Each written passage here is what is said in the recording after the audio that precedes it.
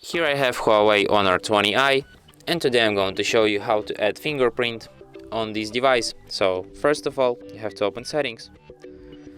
Then you have to enter biometrics and password, fingerprint ID, fingerprint manager. Then you have to set up your backup lock screen method. You can change your unlock method to 4-digit number, custom PIN, pattern, password. I'll just go with the 4-digit number. Enter your PIN, then confirm it. What you'll have to do next is select for what you want to use your fingerprint. Let's use it to unlock my device.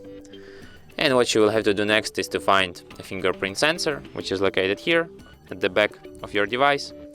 And then you have to tap it with your finger several times until it remembers your fingerprint, just like this. And enrollment successful, fingerprint 1 aided. And now, for example, we can unlock our device without entering PIN, with only just our fingerprint. And that's it. Thanks for watching.